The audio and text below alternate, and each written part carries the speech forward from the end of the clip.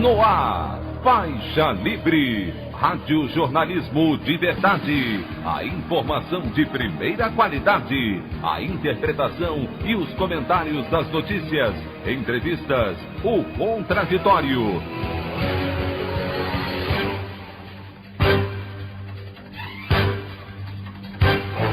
Tudo para aproximar você cada vez mais da realidade do Brasil e do mundo.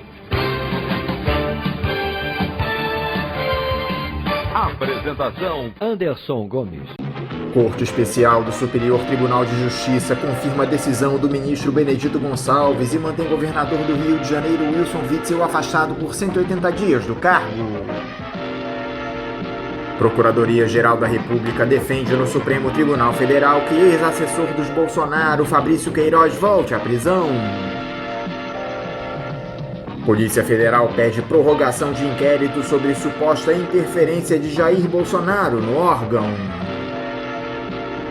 Essas e outras notícias na edição desta quinta-feira, 3 de setembro do ano de 2020 do programa Faixa Livre. O comentário de Anderson Gomes.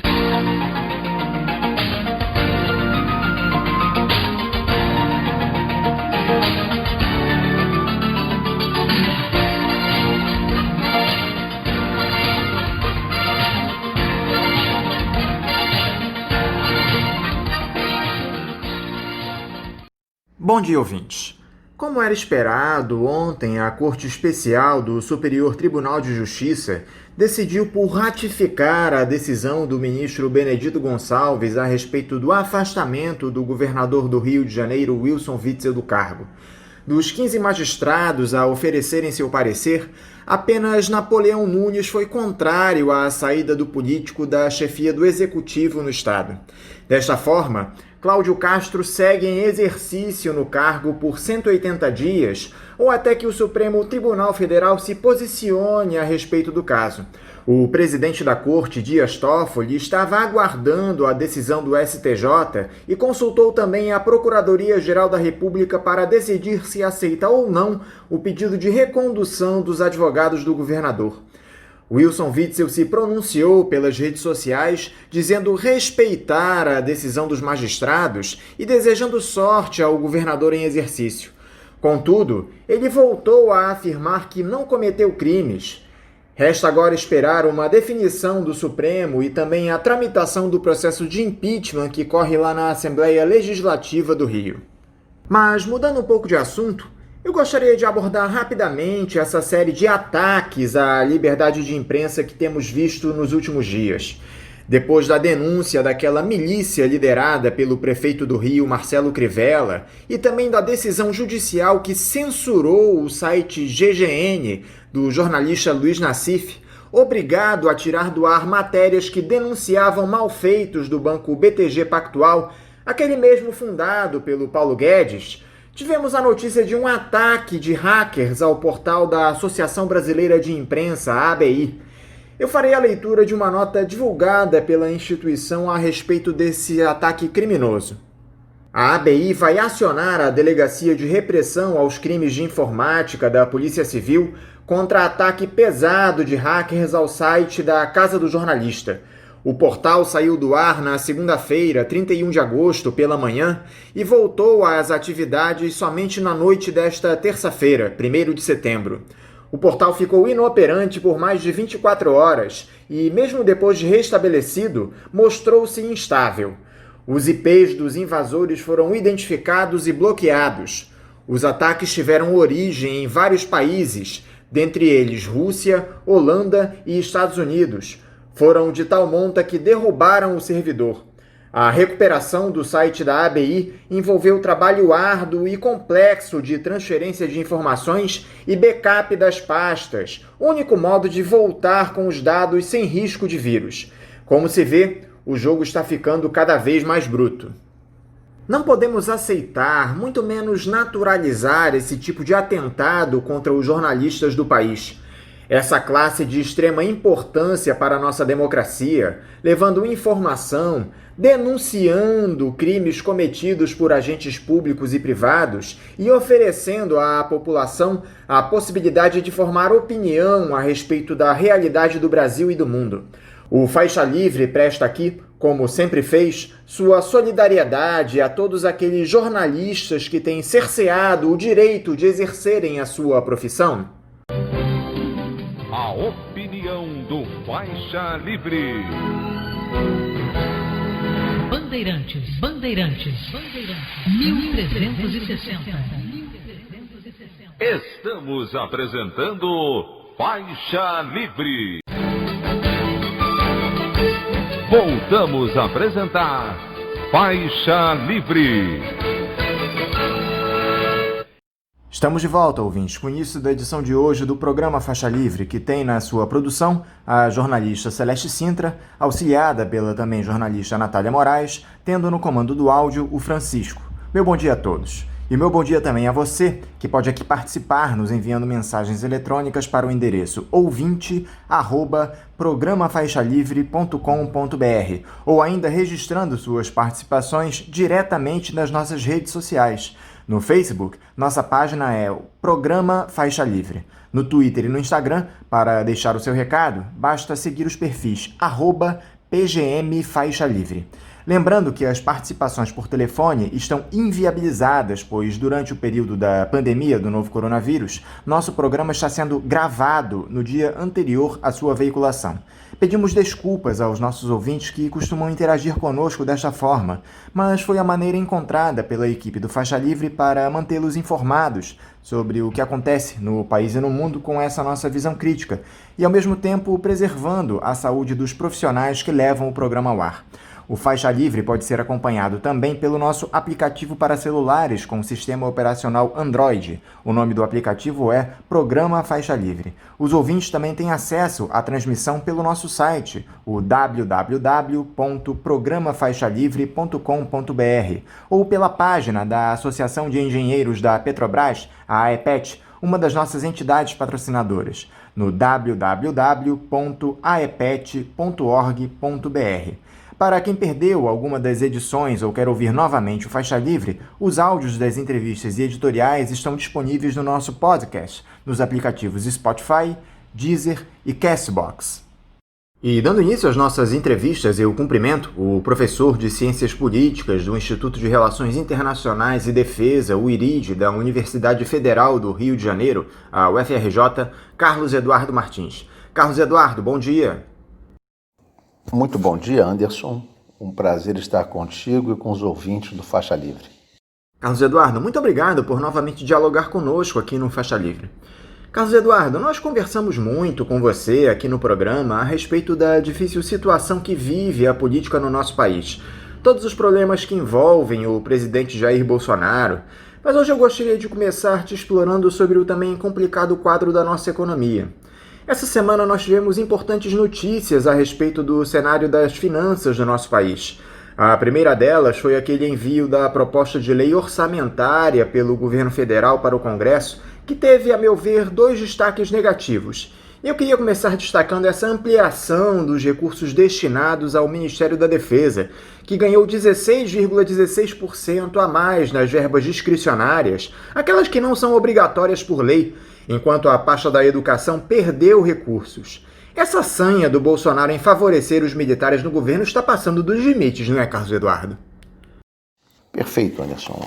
Se trata de um governo que pratica uma política ultra-neoliberal, e isso se manifesta na proposta de orçamento para 2021, sobretudo nos gastos discricionários, onde se vê claramente o tratamento diferenciado que saúde, educação e os militares auferem por parte de Bolsonaro e Paulo Guedes, o corte abrupto na saúde e na educação, nos gastos discricionários e também nas despesas totais, né, juntando com as despesas obrigatórias, as despesas discricionárias, mesmo assim, saúde e educação ficam abaixo dos patamares de inflação previstos para 2021, enquanto que o orçamento militar e o orçamento para a defesa tem uma expansão significativa. Se trata, evidentemente, de uma tentativa de compensar a perda de popularidade em função das políticas antinacionais, em função das políticas lesivas ao interesse popular que esse governo pratica. Se trata de compensar a perda de popularidade com a compra do apoio dos militares, na medida em que se busca atender a alguns dos seus interesses mais específicos. Então, esse é o sentido geral do orçamento, um orçamento que penaliza as grandes necessidades do país, como ciência, inovação e tecnologia, que tem um corte de 25%, meio ambiente, que tem um corte de 5%, desenvolvimento regional tem um corte de 6%, e defesa tem uma expansão, mas temos uma contradição, que o governo Bolsonaro amplia os gastos com defesa, mas faz uma política de total entreguismo e subordinação do país. Então, defesa nesses termos para quê? Se trata de um governo que tem uma concepção estratégica de subordinação do Brasil e não de reivindicação da sua soberania. Então, esse gasto militar ele é inútil, porque se trata de tentar usar os militares para garantir um governo lesivo ao interesse nacional. Se trata de garantir, através dos militares, uma política antissocial, uma política antipopular. Se trata, portanto, de envolver as Forças Armadas na contenção do chamado inimigo interno, que é a nossa própria população, na defesa dos seus legítimos interesses. Se trata, portanto, de tentar tornar as nossas Forças Armadas uma espécie de guarda pretoriana da alta burguesia brasileira e do imperialismo norte-americano. Outra situação que nos chamou a atenção na proposta de orçamento para 2021, Carlos Eduardo, foi o salário mínimo, que mais uma vez não terá aumento real. Será considerado pelo governo apenas o índice de inflação para corrigir o mínimo no ano que vem. Esse tipo de medida prejudica demais o trabalhador da base da pirâmide, Carlos, que tem no salário mínimo a sua única fonte de subsistência. Pois é, Anderson. Isso demonstra os limites de uma política populista no governo Bolsonaro. Muitos colegas imaginaram que Bolsonaro poderia substituir a política de conciliação de classes de Lula através de uma versão de extrema-direita. Entretanto, Bolsonaro é um filho do golpe de 2016, que justamente buscou estabelecer o fim dessa política de conciliação de classes. 2016 veio para estabelecer um processo de regressão civilizatória no país. 2016 veio para baixar o valor histórico moral da força de trabalho e para reduzir dramaticamente as pretensões econômicas, políticas, sociais, culturais, ideológicas dos trabalhadores. E Bolsonaro foi o homem que conseguiu dar viabilidade política a esse objetivo. Entretanto, o populismo de Bolsonaro é um populismo muito frágil, porque ele não está ancorado em nenhuma política real, nenhuma política pública real. Ele está ancorado em características de personalidades de Bolsonaro que tem certa adesão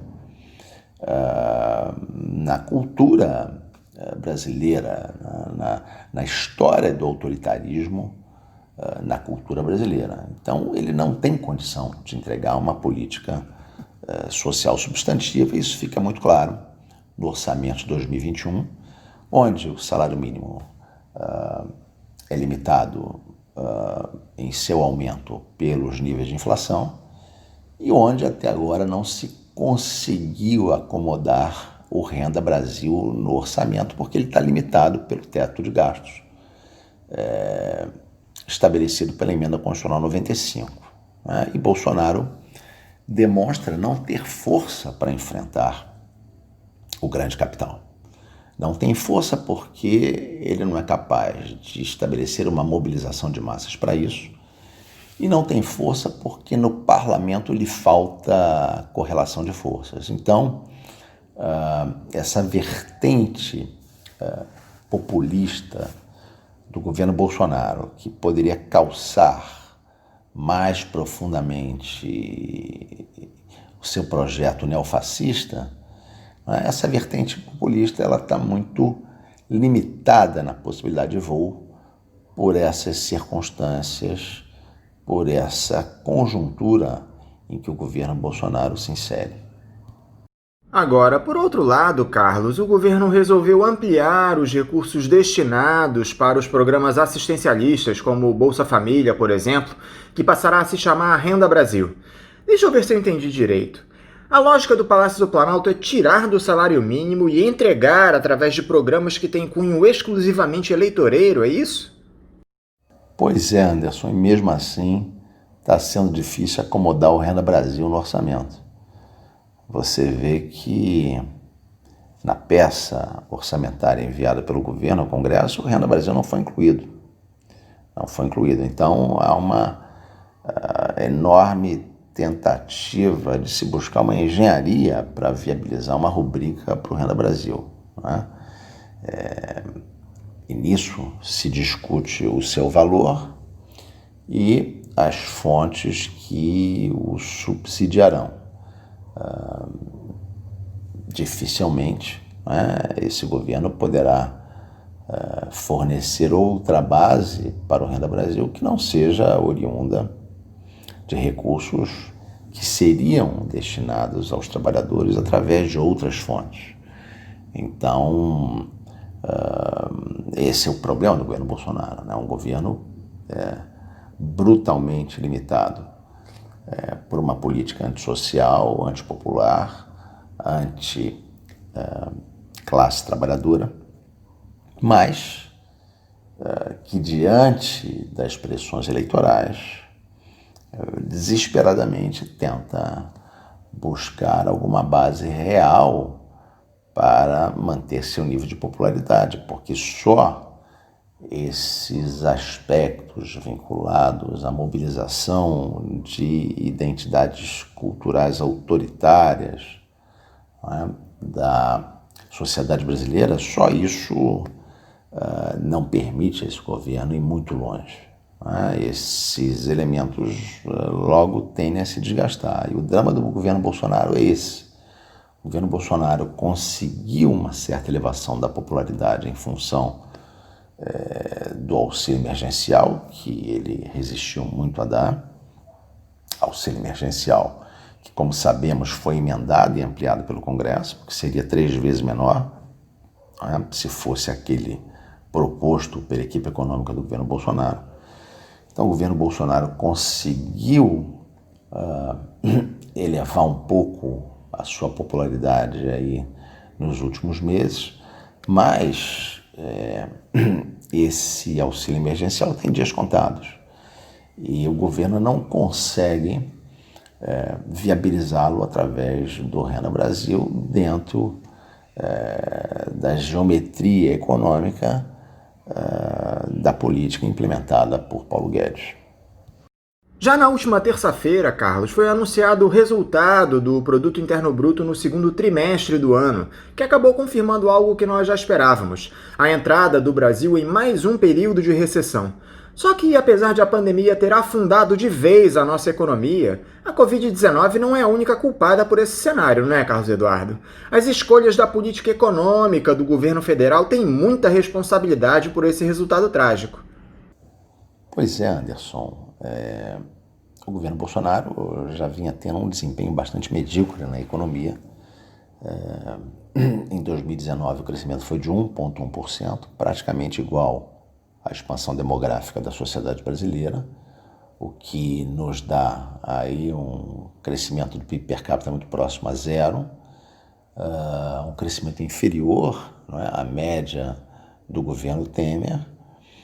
Isso tem a ver com as opções de política de Paulo Guedes, que tem como prioridade conter a expansão de gastos públicos e até mesmo fazer retroceder os gastos públicos, né? Paulo Guedes não se contenta só com os termos da Emenda Constitucional 95, que limita a expansão de gasto público à variação da inflação. Paulo Guedes quer mesmo congelar, em termos nominais, os gastos públicos, fazendo com que eles caiam dramaticamente em termos reais. Isso é realmente uma posição que só aprofundará o caminho brasileiro rumo ao subdesenvolvimento e à periferia. Seja por razões históricas, né? Os modelos de desenvolvimento onde o Estado teve um papel atuante na América Latina foram muito mais bem-sucedidos, em termos de geração de crescimento econômico, em termos de redução da pobreza, em termos de fortalecer uma política de soberania. E nessa conjuntura, os principais pilares de propulsão do neoliberalismo eles estão debilitados, né? Quando me refiro a essa conjuntura, eu me refiro à conjuntura que vem desde 2015. Desde 2015, o comércio internacional perde velocidade. Desde 2015, os fluxos internacionais de capital perdem o seu tônus. Então, o que pode realmente proporcionar desenvolvimento e crescimento é a atuação do Estado. Isso, na pandemia, então, é multiplicado de maneira geométrica. Na pandemia se torna absolutamente mandatória a expansão do Estado. E isso é que tem levado à inflexão da hegemonia das políticas neoliberais em praticamente todos os cantos do mundo. Então, manter, não é, essa ortodoxia neoliberal nesse contexto é a receita para a destruição do Estado e da sociedade brasileira, é a receita do subdesenvolvimento, né? É a receita da periferização do Brasil. Se nós olharmos, por exemplo, esse ano,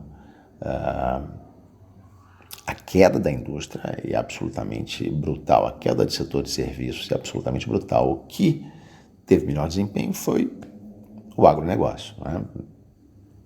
O Brasil, desde 2016, está seguindo um caminho acelerado, muito mais acelerado do que já estava, de destruição da indústria e de reorganização da sua economia para o agronegócio.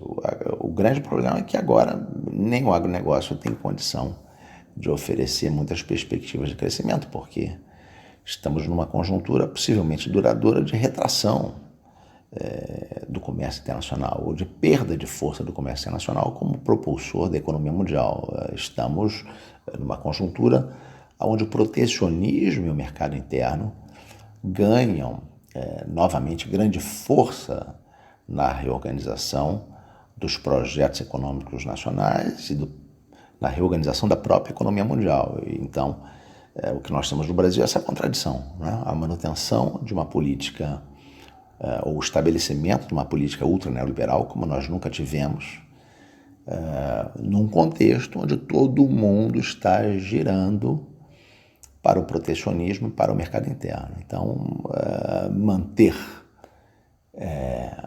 essa contradição, manter essas políticas ultra neoliberais neste contexto é a receita da derrota, né? A pretensão do Paulo Guedes de que nós estamos num movimento de V, né? Onde a entrada na recessão será rápida, né? Tão rápida quanto a sua saída, ela é absolutamente sem sentido. Primeiro que não os pontos, né, superiores do V já não eram grande coisa, né? Nós estávamos numa situação de estagnação. Então, mesmo que seja uma queda para a depressão e uma saída rápida da depressão, vai ser uma saída rápida da depressão para uma estagnação, uma recessão crônica.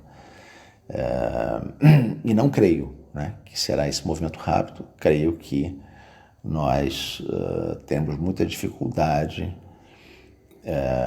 de retomar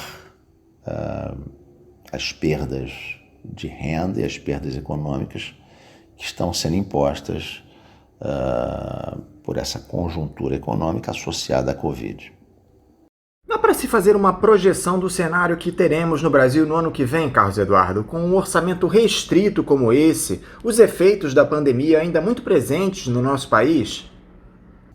Eu acho que 2021 será um ano muito difícil para o governo Bolsonaro, em razão das confrontações sociais e políticas que vão estabelecer basicamente a partir de 3 motivos. O primeiro deles é que o governo Bolsonaro não contará mais com o estado de calamidade para implementar suas políticas de auxílio social, não podendo, portanto, furar o teto de gastos que o limita. A segunda razão é que o governo Bolsonaro poderá nomear em 2021 o segundo nome para o Supremo Tribunal Federal, mexendo, portanto, as peças do tabuleiro do equilíbrio de poder dentro do judiciário, o que vai gerar certamente um conjunto de sensibilidades, pressões e contrapressões. E o terceiro ponto é que em 2021 o governo Bolsonaro já poderá tratar da renovação ou não da concessão da Rede Globo. Então, creio que estas 3 razões, associadas possivelmente ao medíocre desempenho que a economia brasileira deve ter, tudo isso deve elevar muito os ânimos e as tensões, criando confrontações de desfechos imprevisíveis. Aliás, essa projeção tem de considerar também a reforma administrativa que foi enviada ao Congresso na última terça-feira, que é outra tragédia, né, Carlos Eduardo? A reforma administrativa é outro calcanhar de Aquiles na popularidade do governo Bolsonaro, porque se trata de um governo que está estabelecendo uma projeção de crescimento econômico irreal, se trata de um governo que não está desenvolvendo nenhum projeto de reforma tributária para impor aos bancos, às grandes fortunas e ao grande capital brasileiro a contribuição que ele deve dar para enfrentar a recessão, a desigualdade, as grandes mazelas sociais brasileiras.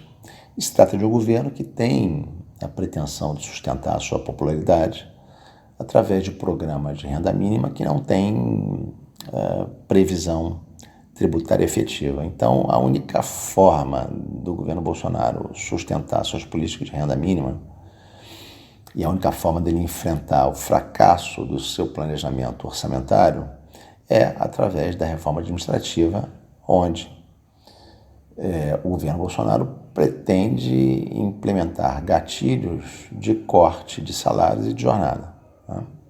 Onde o governo Bolsonaro pretende retirar direitos dos novos servidores e também dos antigos. Então, a reforma administrativa é o novo grande pacote de maldades do governo Bolsonaro, é o novo grande pacote de maldades de Paulo Guedes, não é? Através da imposição de retirada de direitos e através da imposição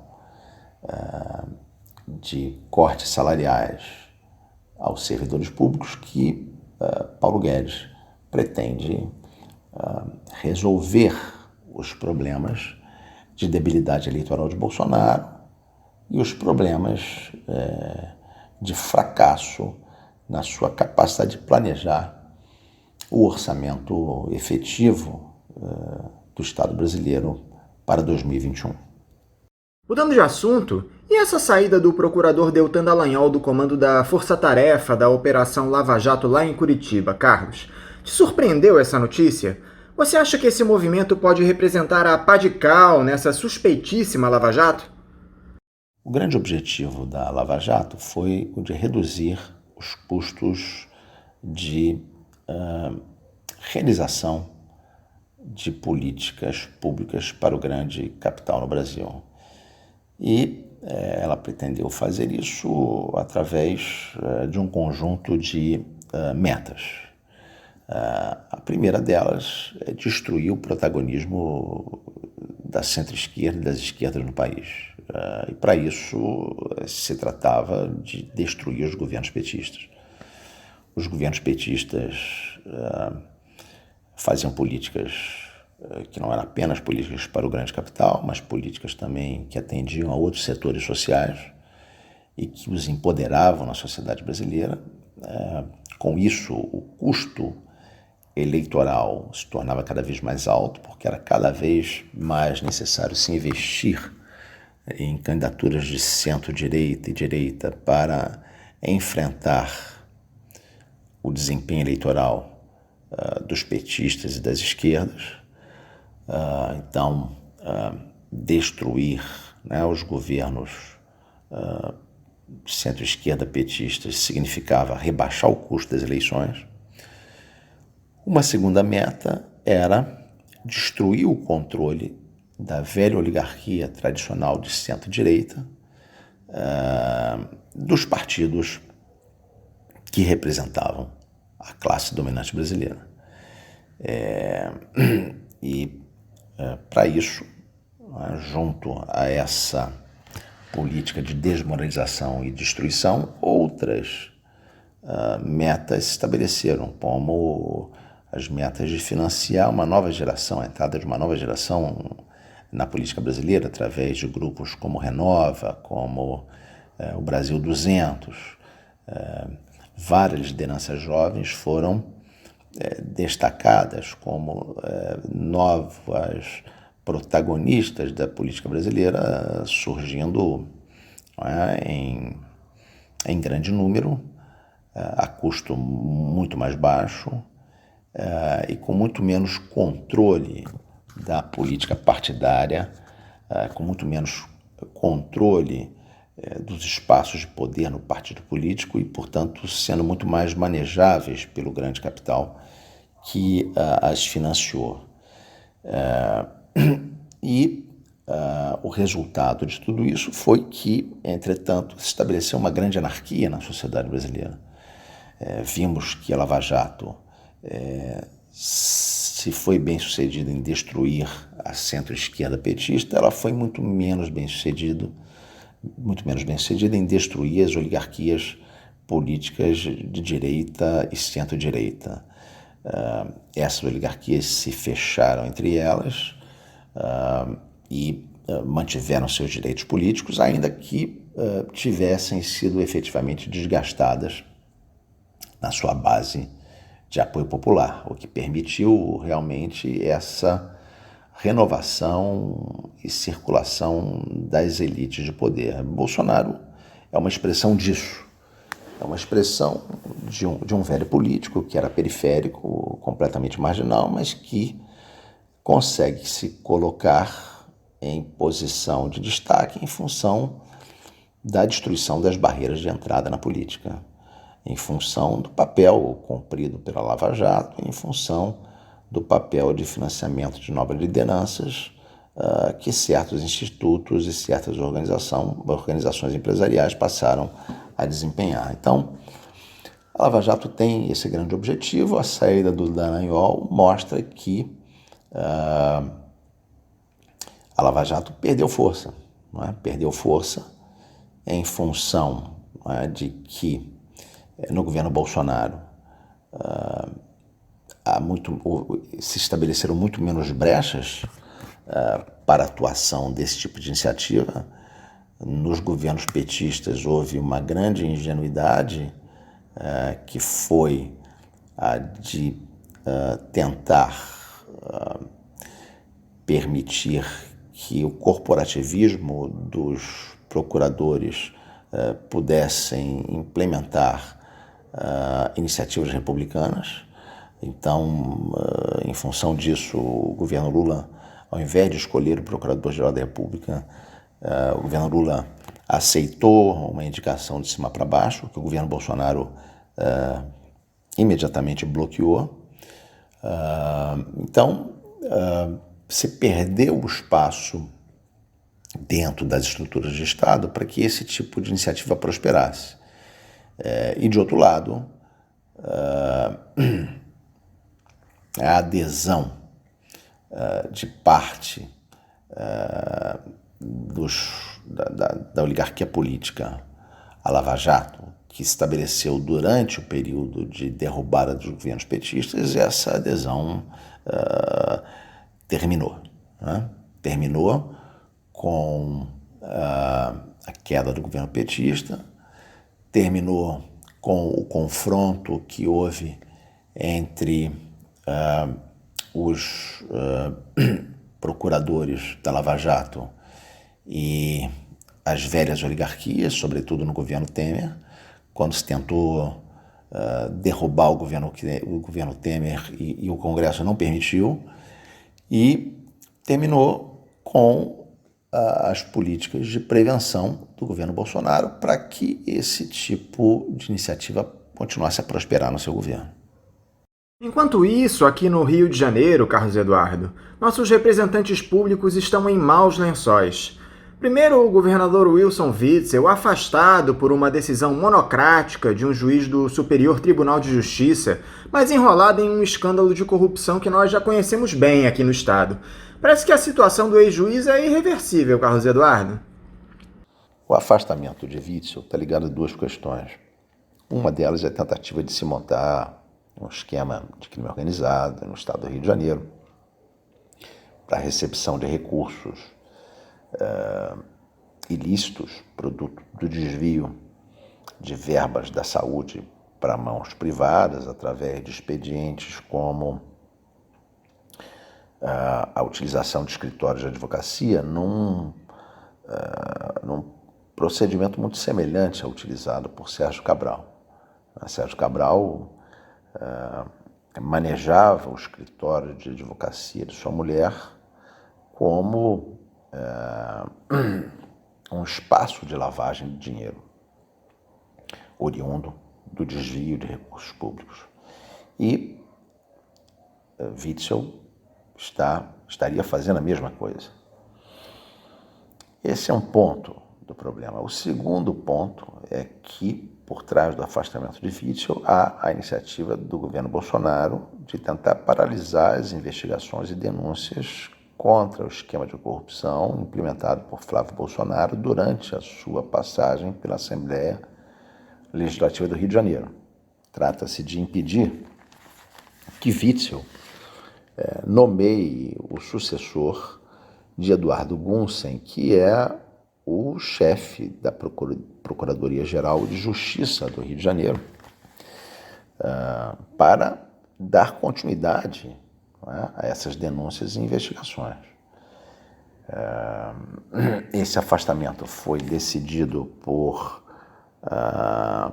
um veredito monocrático do Supremo Tribunal de Justiça, a pedido da Procuradoria-Geral da República, e retirando, obviamente, da Assembleia Legislativa do Rio de Janeiro o seu protagonismo no impeachment de Witzel. A Assembleia Legislativa do Rio de Janeiro é a casa representativa, porque foi eleita pela população brasileira. Cabe a ela, efetivamente, o protagonismo nesse processo. Então, esse afastamento é um afastamento que está viciado na origem, porque atende a interesse do governo Bolsonaro e foi tomado por solicitação de um procurador-geral da República que foi escolhido a dedo por Bolsonaro para defender seus interesses e que não expressa minimamente qualquer consenso entre os procuradores da República. E Aras tem atuado em várias situações como um escudeiro do governo Bolsonaro e não como alguém que busca defender a Constituição brasileira contra os abusos do Poder Executivo. Então isso é que permeia efetivamente a situação do afastamento de Witzel. Não bastasse esse escândalo no governo do estado, tivemos a notícia desse absurdo que é a existência de uma milícia organizada pelo prefeito Marcelo Crivella para cercear a liberdade de imprensa e impedir que a população faça denúncias do péssimo atendimento nos hospitais municipais. Todos funcionários em cargos comissionados, levando dinheiro público para atacar a nossa democracia. Como é que você viu mais esse episódio lamentável no Rio de Janeiro, Carlos Eduardo? O caso Crivella é impressionante porque revela um nível de descompromisso em relação aos princípios republicanos que é absolutamente chocante. Crivella financia com recursos públicos a atuação de cabos eleitorais que vão em espaços públicos se fingindo de populares para intimidar manifestações contra o seu governo. É realmente impressionante, né, o grau de impunidade e de descompromisso em relação aos princípios básicos da política republicana em que se coloca esse senhor e que representa, em verdade, toda uma atuação dos grupos neopentecostais na política brasileira. São grupos que estão atuando para colocar a política brasileira sob o mais servil e draconiano patrimonialismo. São grupos que pretendem atacar a corrupção, não resolvendo a corrupção, mas resolvendo a sensação de que existe corrupção simplesmente pela supressão da noção do que é o interesse público. Então é assim que esses grupos atuam. Não há mais sensação de que há corrupção, porque simplesmente o lugar do interesse público foi extinto, foi destruído. É incrível que Crivella poderia facilmente utilizar os poderes da Igreja Universal para, através dos seus militantes, designar pessoas que fizessem esse serviço que esses funcionários comissionados estão fazendo. Mas ele pouco se importa, não é, com o ato de violação dos princípios republicanos, através do uso do dinheiro público para isso. Ele pouco se importa com isso. Não é? Tamanha a sua sensação de impunidade. Então impressiona esse nível de descompromisso, a forma tosca com que esse tipo de atuação se estabelece, e numa cidade do Porto Rio de Janeiro, né? A impressão que se dá é que nós estamos em Sucupira, Dodorico, Paraguaçu. Não é? A impressão que temos é que o Rio de Janeiro foi reduzido a uma espécie de grande Sucupira do século XXI, do Brasil. Então é importante lembrar que todos esses senhores, Crivella, Flávio Bolsonaro, Witzel, todos esses foram apoiadores do golpe de 2016, todos esses se colocavam como lutadores contra a corrupção.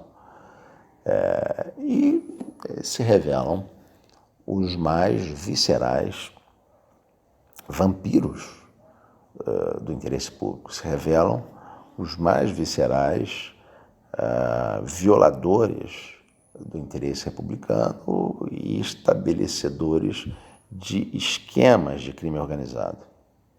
Você acredita na possibilidade de cassação do mandato do Marcelo Crivella até o fim do ano, Carlos, por conta dessa situação? O presidente da Câmara de Vereadores, Jorge Felipe, levará a plenário o pedido de abertura de processo de impeachment contra o prefeito ainda hoje. Anderson, eu acho que o impeachment tem possibilidade efetivamente de acontecer, porque Crivella é um político hoje relativamente frágil na cidade do Rio de Janeiro.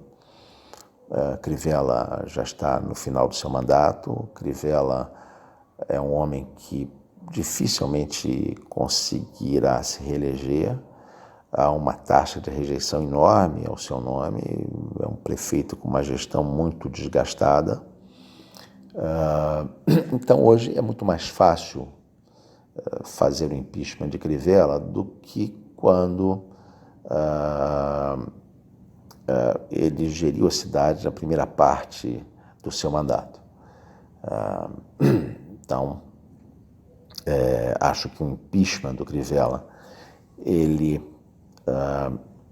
tem uma importância simbólica, não é, para reivindicar princípios republicanos e tem uma importância para desgastar certos grupos políticos que têm avançado no Estado e na cidade. Um deles são os grupos neopentecostais. Os grupos neopentecostais seriam fortemente atingidos por esse impeachment, sobretudo a Igreja Universal do Reino de Deus. E junto com a Igreja Universal do Reino de Deus, será atingido o governo Bolsonaro, com quem a Igreja Universal do Reino de Deus se aliou aqui no município. Então, acho que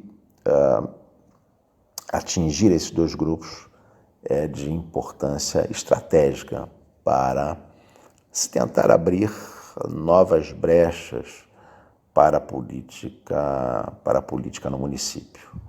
É muito chocante ver o Rio de Janeiro nessa situação, né? Rio de Janeiro que já foi capital federal do país, Rio de Janeiro que já desenvolveu, que foi celeiro de um projeto de Estado Nacional, Rio de Janeiro que teve no brizolismo uma das vertentes mais críticas às políticas da ditadura militar e as políticas que foram praticadas pela oligarquia civil que hegemonizou a nova república.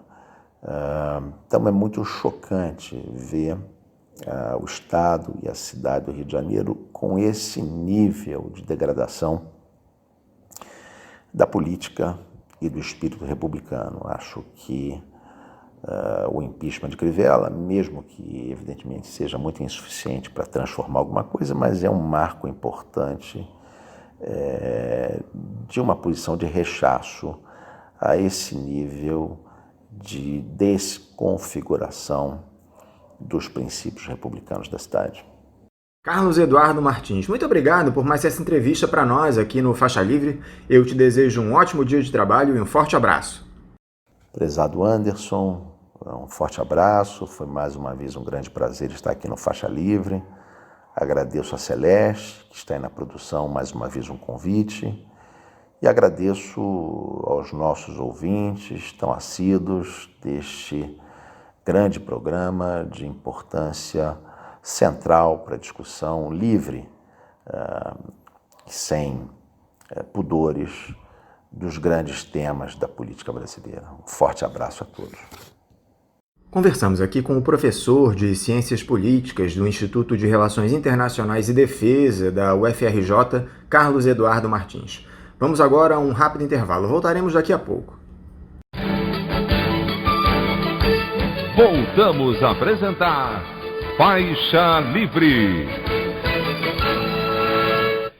Estamos de volta, ouvintes, e agora eu cumprimento o advogado, doutor em Direito Processual Civil e professor da Pontifícia Universidade Católica do Rio de Janeiro, a PUC-RJ, Guilherme Pérez. Guilherme Pérez, bom dia. Bom dia, Anderson. Bom dia aos ouvintes. Sempre um prazer voltar aqui ao programa Faixa Livre. Muito obrigado, Guilherme, por novamente dialogar conosco aqui no programa. Guilherme, eu gostaria de começar nossa conversa hoje falando a respeito daquele processo de afastamento do governador do Rio de Janeiro, Wilson Witzel, determinado de forma monocrática pelo ministro do Superior Tribunal de Justiça, Benedito Gonçalves, a pedido da Procuradoria-Geral da República. Primeiro, Guilherme, você concorda com a decisão do magistrado tomada sem que fosse consultado o colegiado do STJ? Juridicamente, é uma decisão que se sustenta? Eu que agradeço o convite.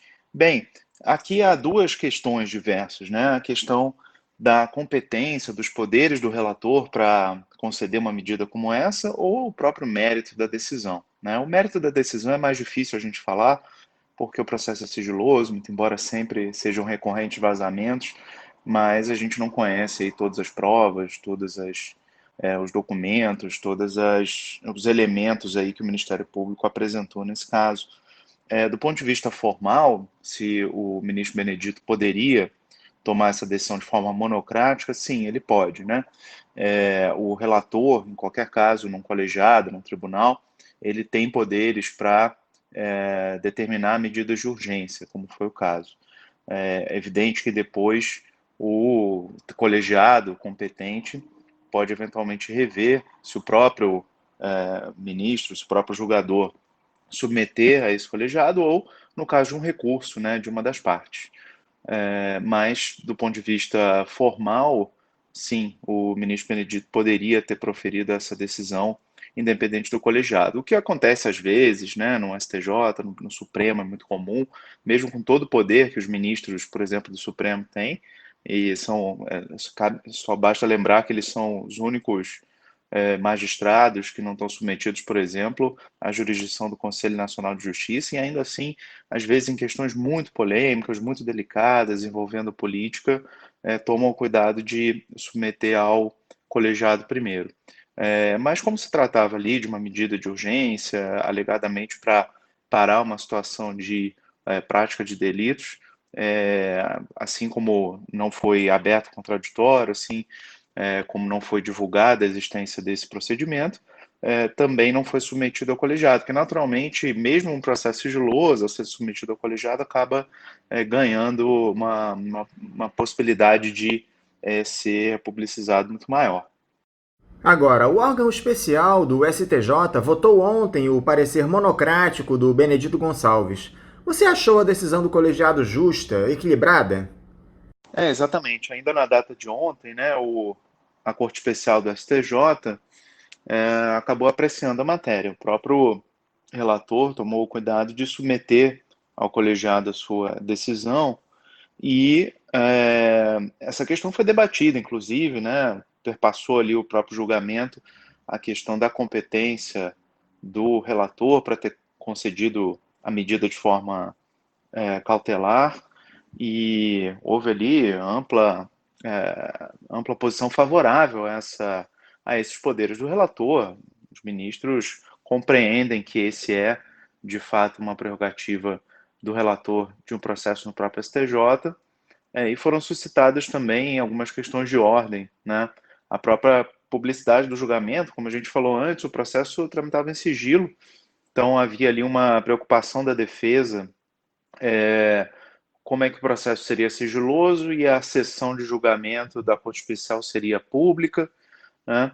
Houve ali um debate sobre isso, o relator garantiu que a principal preocupação para esta defesa era o depoimento de delação premiada, e que esse continuaria em sigilo, e, portanto, a sessão se deu de maneira pública e de maneira correta. Eu sou plenamente a favor dessa decisão de ter sido transmitida a sessão, inclusive pelo YouTube, né? A gente está vivendo aí a era dos julgamentos ainda por videoconferência, alguns tribunais já estão voltando, mas o STJ manteve o julgamento aí por videoconferência, e foi transmitido, inclusive, ao vivo pelo YouTube. Seria, naturalmente, né, se tivesse sendo presencial também, eventualmente transmitido pela TV Justiça, como é praxe aí dos nossos tribunais superiores, que foi uma decisão acertada, para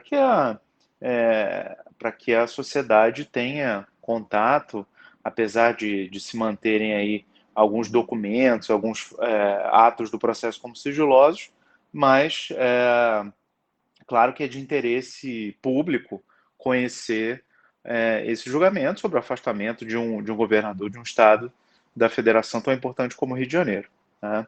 Também houve uma questão de ordem que ainda estava pouco definida, e aí submetida até ao Supremo e tudo, sobre o quórum para votação, né, para deliberação, e essa questão também ficou superada, porque se formou uma ampla maioria que passou até dos 2/3, que era o objeto do debate ali da questão de ordem, né? Então, após essas duas questões, escolheu-se ali os votos dos ministros e formou-se uma ampla, grande maioria no sentido de referendar a decisão do ministro Benedito Gonçalves. Ficou claro, então, que o ministro Benedito acertou, porque ele é, é, enfim, não feriu a ideia de colegialidade, porque ele precisava, de fato, dar aquela medida de maneira ainda, com processo ainda sigiloso, ainda antes do contraditório, ainda antes de submeter ao colegiado, para que não vazassem mais informações, para que a medida, principalmente as prisões, que ele também decretou, e o afastamento do governador, fossem, de fato, eficazes, né? Para, assim, o principal fundamento ali da decisão foi cessar a prática delitiva. Isso, convenhamos, até um pouco polêmico, né? Se a cessação da prática delitiva é, de fato, um fundamento para a prisão preventiva e, nesse caso, para o afastamento do governador. Mas o judiciário brasileiro, mesmo que aí alguns penalistas, principalmente da advocacia, discutam bastante esse critério, que é um critério muito delicado, né, a cessação da prática delitiva, porque entra muito no aspecto subjetivo sobre a gravidade do crime e outros aspectos, mas o fato é que o judiciário vem acatando aí esse fundamento e, portanto, ficou claro que essa era a grande questão, né? E se antes o processo era sigiloso, pelo julgamento, muito embora ali ainda se discuta aspectos processuais e os requisitos da própria medida de urgência, ou seja, a presença da probabilidade do direito ainda numa análise superficial, ainda sem, obviamente, avançar e aprofundar em todas as provas do processo e a questão da urgência, se havia ou não urgência, se ainda há urgência para o afastamento do governador, ou se ele poderia aguardar o desfecho dessas investigações no exercício do cargo, foi possível ali pescar um pouco da robustez do material probatório, né? Que já se encontra nesse processo. Inclusive, muitos dos ministros chamaram a atenção para o fato de que o Ministério Público já até ofereceu a denúncia, né? Ou seja, o Ministério Público já tem um grau aí de convicção muito, muito elevado sobre esse material probatório, a ponto de não ter requerido só as prisões e a medida cautelar, mas sim já oferecido a denúncia, né? Já entende que há ali um material probatório completo. Claro que o processo penal permite depois a produção de prova, inclusive, principalmente pela defesa, mas o Ministério Público já considerou até o material suficiente para oferecer a denúncia. E realmente chama atenção, né? Mesmo a gente que tem um grande apreço pelas garantias constitucionais do processo penal, pela ampla defesa, pelo contraditório e pelo princípio da presunção de inocência, chama bastante atenção o que os ministros afirmam ali já ter de material probatório nos autos, né? Os contratos com a esposa do governador afastado, e principalmente o fato que chama atenção, é claro que isso por si só não é uma ilegalidade, mas o fato de que o escritório da primeira-dama estava desativado, não sei se formalmente ou simplesmente estava na prática desativado, ou seja, sem movimento, sem contratações novas, sem clientes, a coisa de um ano. De repente, ele é reativado e são emitidas notas fiscais justamente para empresas que têm relação com o governo do Estado, que participam de licitações, que estão recebendo altas fatias ali das verbas públicas, inclusive, para o combate à Covid. E, enfim, isso ligado a outros elementos, né, as próprias informações, a coerência das informações dadas na colaboração premiada e outros documentos que aparentemente estão nos autos, realmente indicam, e aí aqui eu já posso dar uma certa opinada no mérito, ainda que também em caráter superficial, de que de fato pareciam ali bem caracterizados os requisitos para as prisões que foram decretadas e para o afastamento do governador. Reiterando que o Ministério Público, inclusive, pediu a prisão do governador, né? O relator que considerou que essa medida, no caso do governador, era excessiva, que o seu afastamento seria suficiente para cessação da prática delitiva, que era a finalidade. Já que, enfim, o problema é o governador ter o poder, por exemplo, de aceitar uma empresa que está proibida de licitar e reincluí-la, né, num procedimento licitatório, como é uma das denúncias, né, do que aconteceu. Ou seja, o relator considerou que o não exercício do cargo já seria por si só suficiente para cessação da prática delitiva pelo governador Witzel. O que é louvável, o relator tomou esse cuidado e deu uma medida, né, justa e razoável, e na justa medida para a finalidade ali da lei, sem banalizar o instituto da prisão preventiva, que é muito grave. Então, esses elementos todos levam a crer que foi uma decisão bem ponderada, né? Não foi uma decisão assodada, não foi precipitada, e sim muito bem estudada e ponderada. Uma questão que vai ser polêmica, só para finalizar a resposta falando aqui da decisão do STJ, é que é interessante, isso foi um dos argumentos do ministro Napoleão, que foi contrário, né, foi divergente aí do relator, que foi o fato de que vários réus que não têm foro privilegiado no STJ tiveram sua prisão decretada, enquanto o governador, que, digamos assim, puxou a competência para o STJ, não teve sua prisão decretada. Isso é um pouco estranho, talvez, é um pouco curioso, mas não importa, né? A fixação de competência do STJ é basicamente pelo fato de que há alguém com foro privilegiado lá no Superior Tribunal de Justiça, e se há conexão com outros fatos delitivos envolvendo outros réus, a competência é do STJ, e dentro dessa competência ele determina as medidas que ele entende adequadas. Há um estranhamento, eu confesso, mas do ponto de vista jurídico não há irregularidade nenhuma. Então, eu sinceramente não tenho críticas à decisão nem do relator, que proferiu, né, uma decisão de urgência dentro da sua competência, da sua prerrogativa. Parece que exerceu ali uma reflexão bastante ponderada e razoável sobre o caso, pelo que se tem notícia agora das provas por conta da sessão pública do STJ. Submeteu muito rapidamente a decisão ao colegiado. Por que não submeteu logo primeiro ao colegiado? Porque entendeu que havia uma urgência, né, no sentido de enfim, um certo elemento surpresa que às vezes é necessário em algumas medidas a serem tomadas ali no processo penal.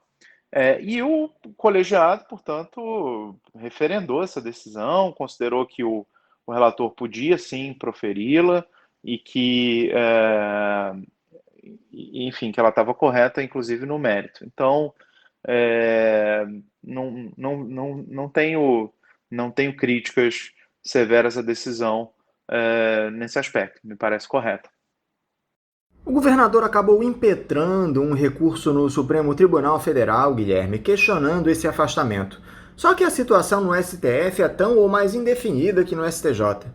Digo isso porque o ministro Dias Toffoli havia suspendido a tramitação do processo de impeachment na Alerj durante o recesso parlamentar, alegando falhas no rito. Já o Alexandre de Moraes revogou a medida e o procedimento foi retomado pelos deputados. Esse tipo de decisão que vai e volta da Suprema Corte não pode trazer algum tipo de prejuízo para o processo, Guilherme?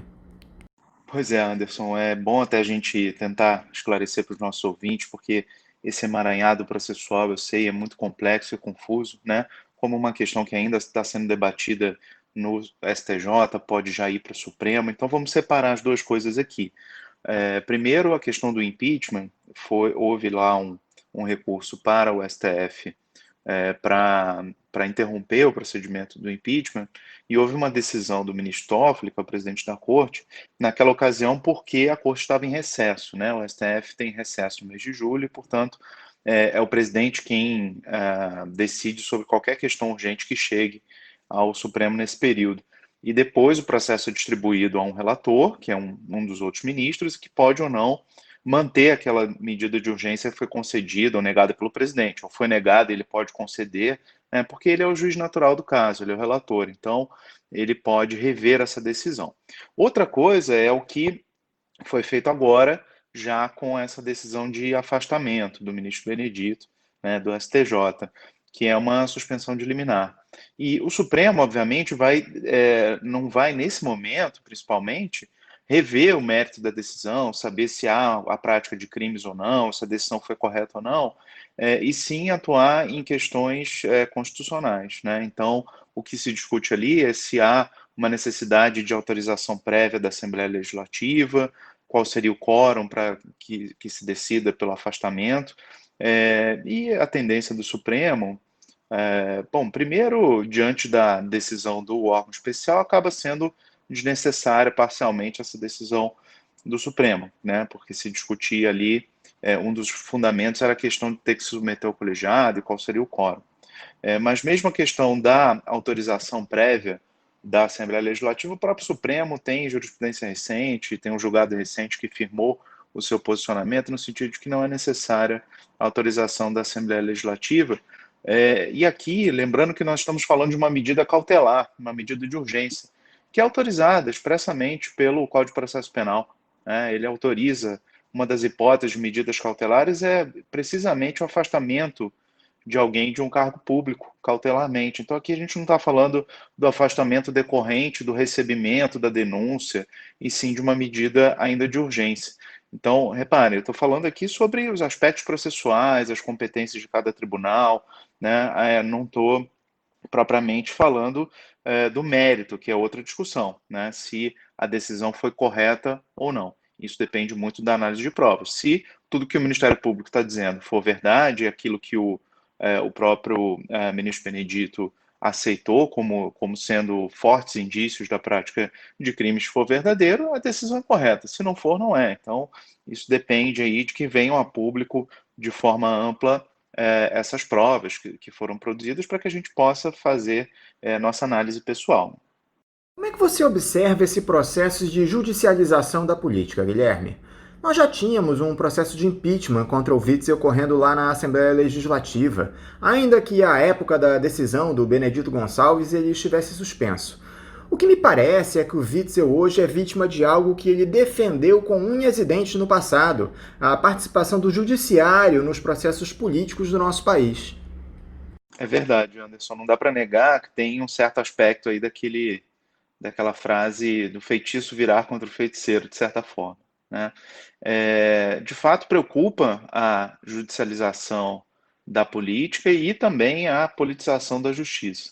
Nesse caso, de novo, a gente tomar contato com a prova, né, e perceber que há realmente indícios fortes ou até provas já muito robustas da prática de crimes, aí a gente não está falando mais da questão que a gente critica bastante, eu como advogado critico muito, que é a judicialização da política. Aqui a gente não estaria falando do judiciário tentando se imiscuir nas políticas públicas, né, dizer o que o administrador tem ou não que fazer, e sim analisando um fato delituoso, né? Com relação ao impeachment, de fato, é um pouco mais delicada essa análise, porque realmente aqui há um risco muito maior de o judiciário acabar interferindo no processo político, já que a gente sabe que essas alegações de impeachment, como a que a gente viu até da presidência da República recentemente, a questão jurídica acaba sendo fraca, né, ou menos importante, e se diz até no discurso oficial que o processo de impeachment seria um processo político-jurídico, mas a gente sabe que mais político do que jurídico. Então, de fato, há um perigo maior na judicialização de um processo de impeachment, de haver essa inferência indevida de um poder no outro. Então, o que a gente tem que observar é se o Supremo, nesse caso, está se atendo a, como ele fez, na verdade, lá no processo de impeachment da Dilma, velar simplesmente sobre as questões processuais, procedimentais, né? Garantir que haja respeito aos princípios constitucionais da ampla defesa, do contraditório, do devido processo legal em geral. Então, desde que ele se atenha a esses aspectos, me parece que nesses casos não haverá aquilo que a gente critica de judicialização da política. Outra situação ocorrida aqui no Rio de Janeiro e que nos causou espécie, Guilherme, foi esse caso dos Guardiões do Crivella. uma espécie de milícia arregimentada pelo prefeito que cerceava o trabalho da imprensa na porta de hospitais e impedia que cidadãos denunciassem o descaso com a saúde do município. Tudo isso financiado com dinheiro público. Para além da análise política, esse episódio é passível de uma ação judicial, Guilherme. Sem dúvida, esse caso dos Guardiões do Crivella é um caso gravíssimo, tem que ser apurado, e há sim, aparentemente ali, se tudo se confirmar, se essas pessoas forem corretamente identificadas como funcionários públicos da prefeitura, e de fato se verificar que elas estavam ali conscientemente ou deliberadamente tentando coagir pessoas a não darem entrevistas, né, criticando a gestão da saúde, atrapalhando os repórteres, e usando, obviamente, o tempo que deveriam estar trabalhando ali nos seus cargos em prol do município, recebendo altos salários, alguns deles, inclusive, né? Então, de fato, há em tese aí, pelo menos, a possibilidade de terem praticado diversos crimes, como o constrangimento ilegal, o próprio peculato, que é receber aí as vantagens do seu salário sem a devida contraprestação. Então, esse é um caso que, de fato, tem que ser bem investigado. Abre um precedente grave para a nossa democracia, especialmente para o trabalho da imprensa e da livre manifestação das pessoas ali que estão sendo entrevistadas e têm o direito de se manifestar e criticar livremente os serviços públicos. E no caso de comprovação de que o prefeito é responsável pela formação dessa suposta milícia, Guilherme, isso ensejaria o afastamento do Marcelo Crivella do cargo?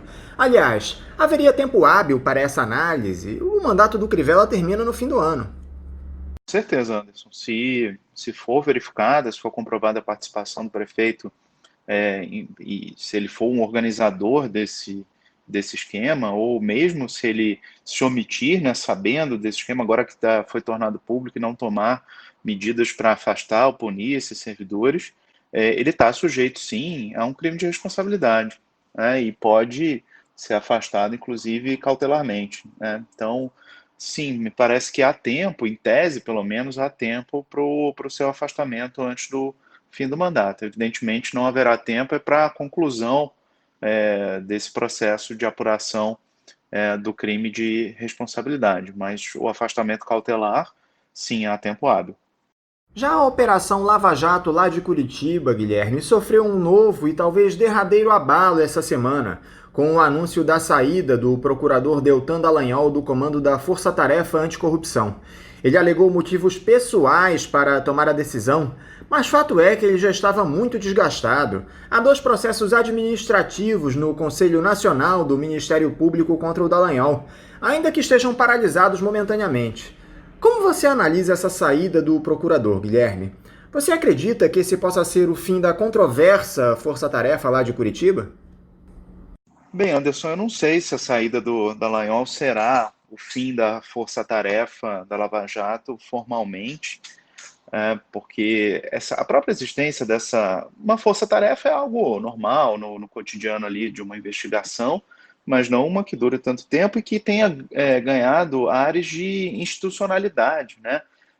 A Força-Tarefa da Lava Jato, ela tem um site próprio, ela divulga notas, ela fala em nome, né, de como se fosse uma instituição à parte do Ministério Público. Isso sempre foi muito criticável e preocupante, né? A Força-Tarefa, ela solta notas criticando decisões do Supremo, que, enfim, é um órgão de hierarquia da justiça, de maior hierarquia dentro da nossa justiça, né? Ela critica pronunciamentos públicos, ela age como se ela fosse uma instituição diferente, à parte, ela quer controlar os próprios valores ali apreendidos, né? Gerindo um próprio fundo. Isso tudo sempre foi muito criticável. Claro que há a parte boa da Lava Jato, que a gente sabe que foi, de fato, ter buscado, perseguido criminalmente fatos que são graves mesmo, que são delituosos, mas ela errou muito também em alguns aspectos, esse é apenas um deles, né? Errou muito em questões ali processuais, de respeito a garantias fundamentais, né? E errou muito ao se colocar como uma instituição autônoma, como eu falei há pouco. Então, talvez o Dallagnol fosse o último representante aí desse conjunto de de procuradores que tinham essa mentalidade de agir digamos, de forma completamente descolada do restante da instituição, comprar briga até com a própria cúpula do Ministério Público, né, com a PGR, como veio fazendo aí nos últimos meses, até ano, talvez. Então, tomara que, eu espero, é minha esperança sincera, que, enfim, as apurações de fatos criminosos continuem, evidentemente, e sejam feitas de maneira séria e competente. Mas eu espero que todos os aspectos negativos que a gente viu da Operação Lava Jato, se colocando como um ator político, se colocando como uma instituição que se coloca a par ou acima do sistema de justiça como um todo, né, que esgarça ali ao máximo o que é possível defender em termos de jurídicos e de material probatório, que apresenta PowerPoints como se fossem um material de prova, né? Eu espero que a saída do Dallagnol signifique o fim dessa era na Lava Jato de distorção do que deve ser um grupo sério que persiga, que tente ali desvendar fatos alegadamente criminosos, né? Eu espero, repito, que as apurações de crimes, seja no âmbito da administração pública, seja no âmbito das empresas privadas que lidam com o Estado, mas continue de maneira serena, de maneira sóbria, sem os excessos que a gente acompanhou ao longo do tempo. Essa é a minha esperança. Não sei o que vai acontecer com a força-tarefa em si, mas é o que eu espero. Guilherme, o Ministério Público do Rio de Janeiro concluiu o inquérito sobre aquele escândalo das rachadinhas no gabinete do então deputado estadual Flávio Bolsonaro, hoje senador. Os autos do processo foram submetidos para a tomada de providências do Procurador-Geral de Justiça do Rio, Eduardo Gussen. As investigações do Grupo de Atuação Especializada no Combate à Corrupção, o GAEC, se davam sob as acusações de peculato, lavagem de dinheiro e organização criminosa no gabinete do parlamentar na Alerj. Qual é o andamento que deve ser dado agora pela Procuradoria de Justiça, Guilherme? Pois é, nesse inquérito das chamadas rachadinhas, que se investiga aí o Flávio Bolsonaro, já houve aí idas e vindas também e muita discussão sobre qual, afinal de contas, é o órgão competente para investigar esses fatos, né? De forma muito pouco coerente, o Flávio Bolsonaro, que já se pronunciou, ele e o pai, contra o próprio conceito do foro privilegiado, tentou se valer dessa prerrogativa, né, pelo seu cargo atual. O Supremo fixou o entendimento no sentido de que fatos anteriores ao mandato atual não podem, enfim, se valer do foro privilegiado atual, do foro por prerrogativa da função atualmente exercida, o que poderia levar o caso até para a primeira instância da Justiça Estadual do Rio, e o Tribunal de Justiça do Estado do Rio acabou decidindo que é competência do próprio tribunal, ou seja, competência originária da segunda instância da Justiça Estadual do Rio de Janeiro. O que se discute hoje é que foi fixado, então, nessa mesma decisão, que quem deveria comandar a investigação como um todo seria não apenas um promotor de segundo nível que atue perante os tribunais, não um procurador de justiça, melhor dizendo, que atue, portanto, perante o Tribunal de Justiça, mas ao próprio procurador-geral, né, do Ministério Público Estadual. Então, conferiu a ele essa atribuição de comandar esse inquérito. E o que acontece é que o Procurador-Geral quis se valer de um grupo de atuação, chamado Grupo de Atuação Especializada no Combate à Corrupção, do Ministério Público do Rio de Janeiro, né? Como o nome já diz, é especializado nesse tipo de crime, e, portanto, o Procurador-Geral entendeu ali que esse grupo poderia auxiliá-lo para que as investigações fossem feitas de uma maneira mais completa, mais competente. Então, delegou ou chamou esse grupo para atuar em auxílio ao próprio Procurador-Geral. Então, o que a defesa, naturalmente, do Flávio Bolsonaro está alegando agora é que o Procurador-Geral né, recebeu uma atribuição do Tribunal de Justiça e delegou para quem não poderia promover essa investigação. Esse é o fundamento da defesa, né? É como se ele tivesse, então, aberto mão dessa sua prerrogativa ou dessa sua atribuição, e mesmo que a decisão não tenha permitido que o caso fosse tocado pelo Ministério Público de primeira instância, digamos assim, promotores de justiça que atuem perante o primeiro grau, teria delegado ainda assim para esse grupo. Mas o que o próprio Procurador-Geral alega, e que eu acho que está correto, é que ele não abriu mão da sua atribuição, ele não delegou completamente a investigação para um órgão de primeiro grau do Ministério Público, e sim convocou ali um grupo para atuar em auxílio a ele, né? Assim como o Procurador de Justiça tem seus assessores, né? E tem ali, isso é super comum no Judiciário, no Ministério Público, os ministros do Supremo, por exemplo, o presidente do Supremo, ele convoca juízes de primeira instância para atuarem como seus auxiliares no gabinete, né? E isso não faz com que o presidente do Supremo esteja abrindo mão das suas atribuições e delegando para um juiz de primeira instância. Não é assim que funciona, né? Quando há formalmente um ato ali de nomeação de algum servidor público para auxiliar diretamente uma outra autoridade, a competência continua sendo da autoridade que nomeou, né? Que convocou, que nomeou como assessor, ou ainda que seja para um inquérito específico, como foi o caso. Então, eu entendo que esse fundamento da defesa não deve prosperar nas novas investidas aí que os advogados do Flávio Bolsonaro estão tomando. Parece que não vai ficar evidenciado que houve uma delegação completa da investigação para os promotores de primeira instância, e sim apenas a atuação, a utilização de um grupo especializado em auxílio ao próprio Procurador-Geral. E que agora, portanto, tem a competência, quer dizer, esse grupo finalizou ali o seu trabalho, enviou para o Procurador-Geral, e o Procurador-Geral agora tem a prerrogativa de analisar, dizer se concorda ou não com aquela análise que foi feita por esse grupo, por esse relatório, enfim, imagino que eles tenham produzido um documento, e decidir se vai ou não ajuizar a denúncia, né, criminal, se ele entende que de fato estão comprovados os fatos ali delituosos, e vai oferecer, portanto, ou não a denúncia para a justiça. Então é isso que ele vai fazer. E com isso, de novo, ele garante que a sua competência, a sua atribuição está sendo resguardada. É como se esses promotores tivessem assessorado o Procurador-Geral. Mas a decisão é dele, e a decisão sobre ajuizar ou não a denúncia ou arquivar, se ele entender que é o caso, é dele. E, portanto, está resguardada aí essa atribuição. Na minha visão, não há qualquer nulidade, invalidade aí nesse procedimento.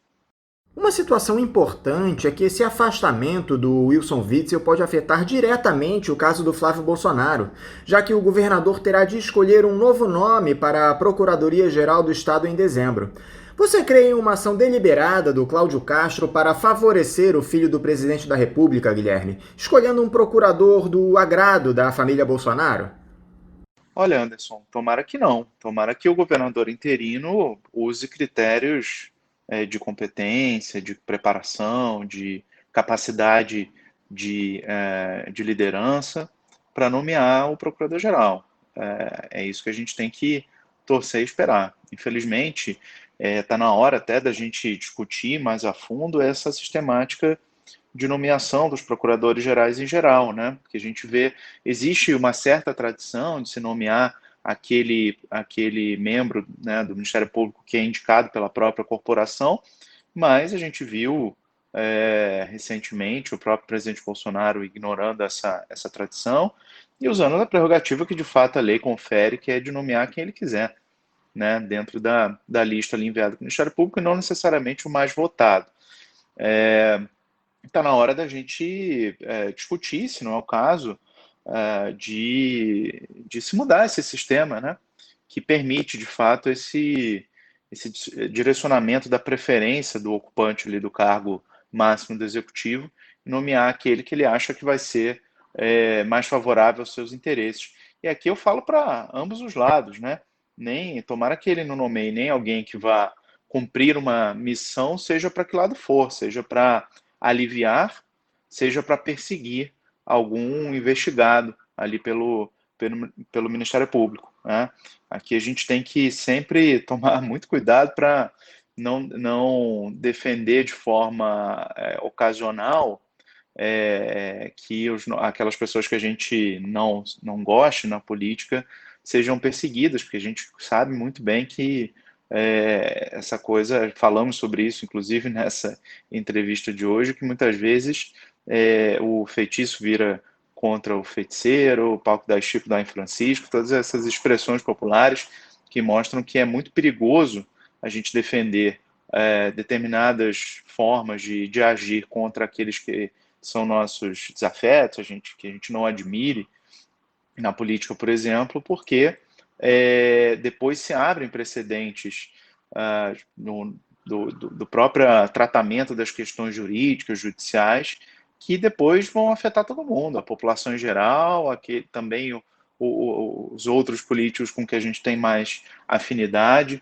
Então, enfim, a gente tem que também defender, muito embora, mesmo com convicções às vezes pessoais ou desgosto em relação à família Bolsonaro, mas não podemos defender que haja uma perseguição, e sim uma apuração, uma investigação que seja justa, completa e correta, né?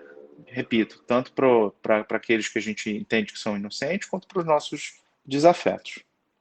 Guilherme Pérez, muito obrigado por novamente dialogar conosco aqui no Faixa Livre. Eu te desejo um ótimo dia de trabalho e mando um abraço. Eu que agradeço, Anderson. Foi mais uma vez um prazer conversar com você e com os nossos ouvintes. Eu espero que eu tenha colaborado um pouquinho para ajudar a entender um pouco melhor esse emaranhado processual desses casos que a gente tratou, que realmente é muito complexo. Um abraço a todos e um bom dia. Conversamos aqui com o advogado, doutor em Direito Processual Civil e professor da Pontifícia Universidade Católica do Rio de Janeiro, Guilherme Pérez. Vamos agora a um novo intervalo. Voltaremos daqui a pouco. Voltamos a apresentar Faixa Livre.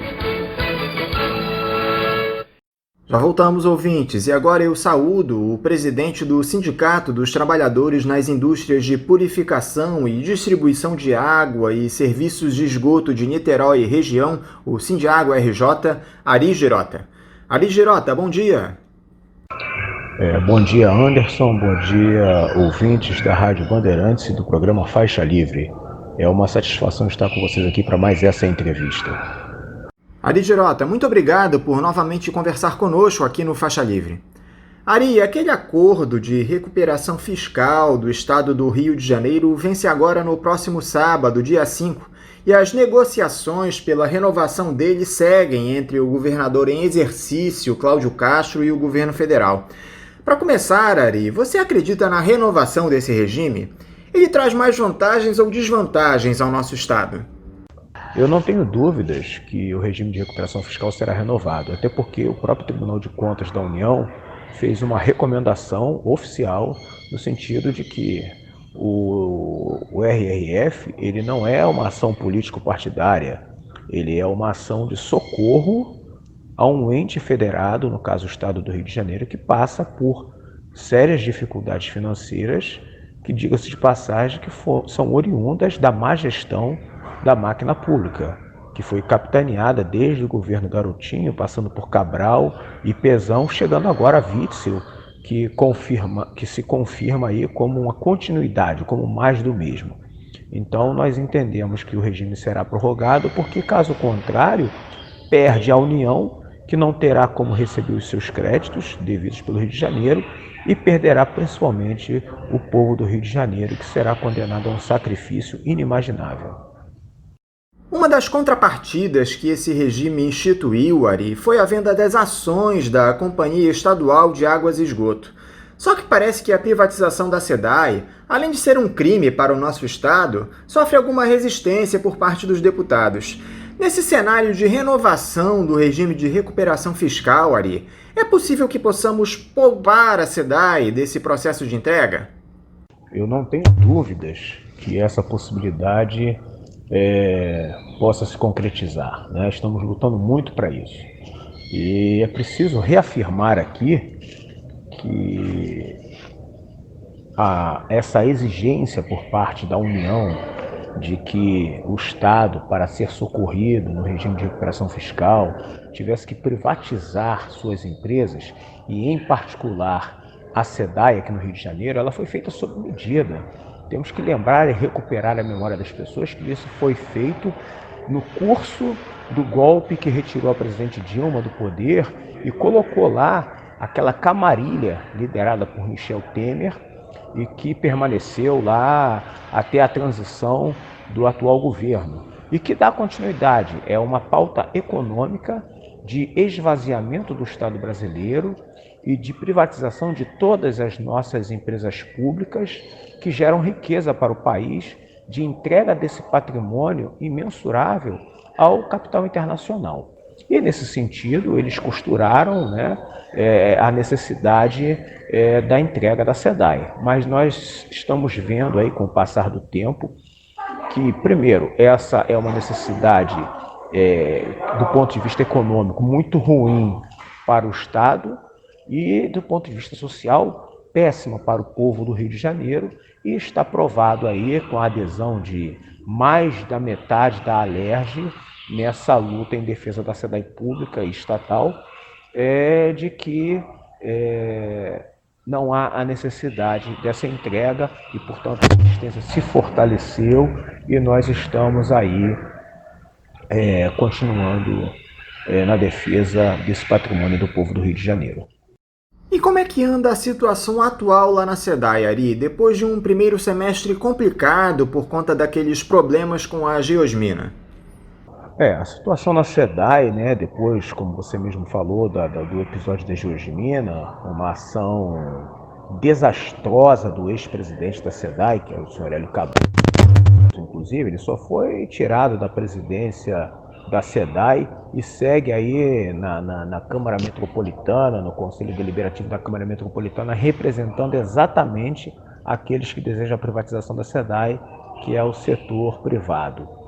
Mas depois deste episódio, como nós sempre ressaltamos, a SEDAI ela é composta por servidores concursados, né, de elevada capacidade técnica, né, em todas as áreas que nós temos servidores concursados, todos são muito bem preparados, muitos com mestrado e doutorado nas suas respectivas áreas, inclusive na área operacional, que parte da população desconsidera muito, nós temos muitos servidores que são técnicos de nível médio, oriundos dos Institutos Federais de Educação, do antigo Cefet, do Cefetec, ou seja, nós temos uma mão de obra especializada, bem qualificada, que é treinada, inclusive, dentro da própria universidade para prestar um serviço de excelência. E por que eu falo isso, friso bem isso?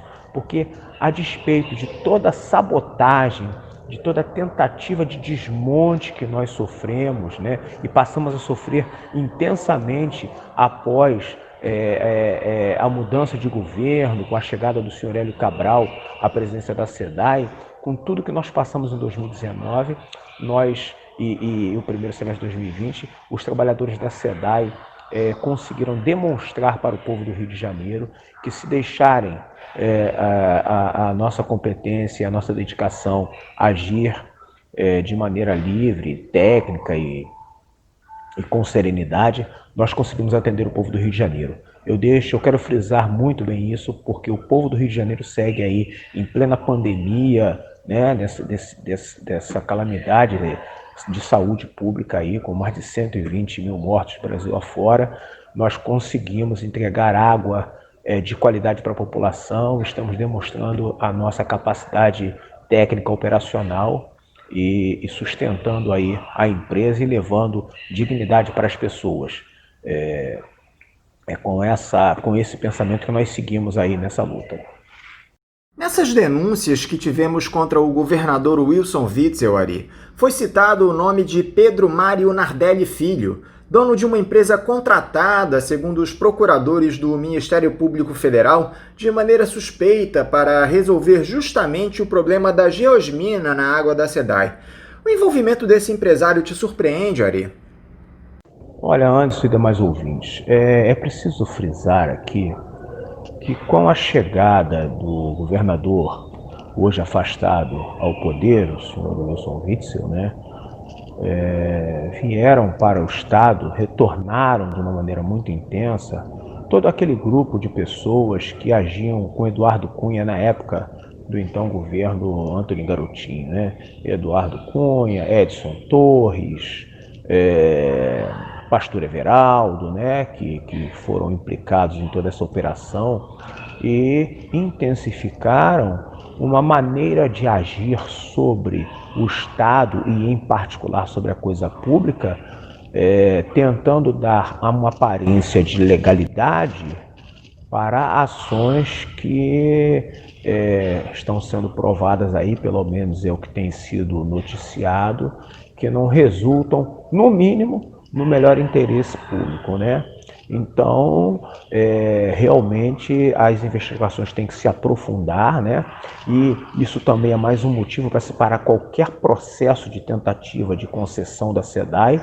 porque a partir do momento que você privatiza e concede, você deixa de ter um objeto de investigação. Então, é importante aprofundar essas investigações para que nesse momento tão difícil da nossa história, quem sabe nós consigamos, através da própria manutenção da empresa pública, garantir aí uma transparência necessária para os atos públicos e varrer de uma vez por todas pessoas como com a influência de Eduardo Cunha, de Pastor Everaldo e Edson Torres, que estão aí amplamente noticiados, Mário Peixoto, que vem sangrando os cofres públicos ao longo das 2 últimas décadas. Então, não me causa estranheza, porque o objetivo deste grupo que assumiu o poder no estado do Rio de Janeiro era dar continuidade, como foi noticiado na grande imprensa,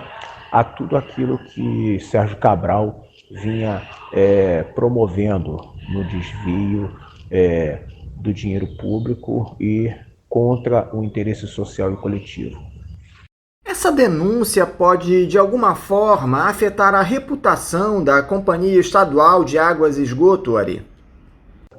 Não, em momento nenhum, assim, a reputação da cidade tem sido atacada ao longo dos anos. Eu costumo falar nas minhas intervenções, nos debates públicos, agora nas webinars, que a SEDAI é a geni do estado do Rio de Janeiro, Tudo de ruim que acontece no Rio de Janeiro é a SEDAI, taca a pedra na SEDAI. Mas eu quero aqui reafirmar para os ouvintes da Rádio Band e do programa Faixa Livre que o importante dessa história é se tirar aí a importância e a relevância de uma empresa pública pela prestação do seu serviço, das características como a SEDAI e principalmente a necessidade, a urgência imediata de que a empresa pública, uma empresa pública do porte da SEDAI e com as características da SEDAI de atendimento à população, a SEDAI é uma empresa não só de saneamento, mas de saúde, da produção de água e tratamento de esgotos, que todo o processo dela tem que ser transparente e com controle social permanente.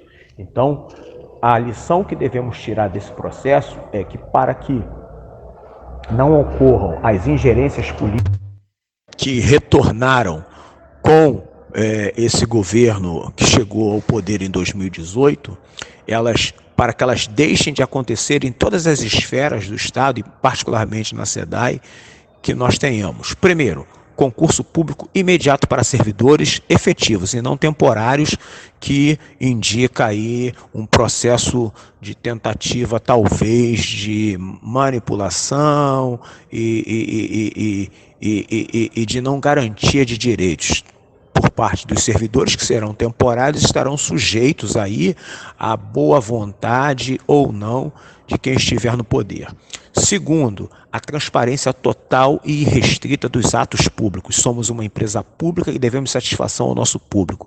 E terceiro, o controle social, a participação, inclusive, se possível, né, com a indicação da própria Alerj, de pessoas da sociedade civil no Conselho de Administração, pessoas principalmente que não tenham ligação nenhuma com a iniciativa privada, porque nós sabemos que o governo do Estado indica pessoas para o Conselho de Administração da empresa que tem mais afinidade com a iniciativa privada do que com compromisso com a coisa pública. Eu gostaria agora da sua análise de mais esse escândalo de corrupção no governo do estado do Rio de Janeiro, Ari. Parece que isso se tornou uma constante para os governantes aqui do Rio de Janeiro. Veja, eu já havia comentado alguma coisa no bloco anterior e isso que estamos vivendo no Rio de Janeiro é uma tragédia, né? É uma tragédia do ponto de vista humanitário, né? É uma tragédia do ponto de vista administrativo e muito nos envergonha, porque passado o processo de redemocratização, né? Talvez o último governo, talvez não, com toda certeza, os dois últimos governantes que tivemos que não figuraram nas páginas policiais foram o saudoso Leonel Brizola, né, um grande estadista, e a hoje deputada federal Benedita da Silva. Todos os outros que ingressaram e apareceram na cadeira do executivo, em algum momento das suas carreiras estiveram presos. Então é importante que nós entendamos que a soberania popular ela deve se manifestar através do voto, mas com qualidade. Ninguém imaginava, né, poderia imaginar, que alguém que se auto-intitulava juiz e tinha uma carreira, entre aspas, ilibada, poderia levar a continuidade do processo de dilapidação do patrimônio público, como o senhor Wilson Witzel parece que vai se comprovar. E veja, afastaram o governador, mas todo o seu staff continua atuando. A mesma coisa aconteceu aqui na SEDAI, onde quando o presidente Hélio Cabral foi afastado, parte do staff indicado por ele e inclusive pessoas indicadas pelo governador continuam atuando dentro da empresa. Então é preciso modificar essa lógica, as pessoas precisam entender, a população precisa entender que esse processo político não é o acaso no Rio de Janeiro e nós não podemos nos deixar levar por fake news, por mentiras como foram levantadas na campanha política de 2018, que levou ao poder pessoas que hoje são responsáveis diretas pelas 120 mil mortes por Covid-19. O Estado brasileiro está acéfalo, o Estado brasileiro está refém de uma camarilha de pessoas indignas de serem ditas como brasileiros, inclusive. Para encerrar, Ari, como a SEDAI tem trabalhado nesse momento em que está a pandemia aqui no Rio de Janeiro? Como andam os casos de infecções e de mortes na companhia? A SEDAI tem agido e trabalhado intensamente 24 horas por dia, 7 dias por semana, para levar água tratada de qualidade à população do estado do Rio de Janeiro, para tratar os esgotos, enfim, a SEDAI tem atuado duramente para melhor atender o povo do Rio de Janeiro. Tem sido instalado cisternas, caixas d'água naquelas comunidades cujo abastecimento era irregular, tem se contratado carros-pipas para levar água naquelas localidades onde não se tem a rede formal de abastecimento, ou seja, a SEDAI tem atuado inclusive para corrigir falhas, né, no abastecimento, né, e apesar, a despeito de toda a tentativa de desmonte da empresa, nossos trabalhadores têm dado a sua vida literalmente para atender a população do Rio de Janeiro. Falo com tristeza que entre as estatísticas dos 120 mil mortos do Brasil, na SEDAI, no nosso quadro funcional de funcionários ativos, nós já perdemos 13 trabalhadores, né, mortos pelo Covid, 13 trabalhadores a serviço da população do Rio de Janeiro. Nós temos mais de 20 casos de familiares de trabalhadores que perderam a vida também em função do Covid-19. Então eu falo aqui com muita consternação, deixo aqui publicamente meus sentimentos para todos os familiares de toda a família sedaiana que perderam seus entes queridos. Eu particularmente perdi 3 companheiros de trabalho que eu tinha contato e conhecia, que eram operadores do nosso sistema. Então, o trabalhador da SEDAI não regateou em nenhum momento. Desde o início da pandemia, nós cumprimos com nossas obrigações, estávamos saindo da crise da geosmina e engatamos aí na luta pela recuperação do nome da SEDAI e da produção adequada de água para as populações. E, infelizmente, hoje falo, mais uma vez com muita tristeza, que nós já perdemos mais de 13 vidas de trabalhadores ativos, isso para não falar dos companheiros inativos.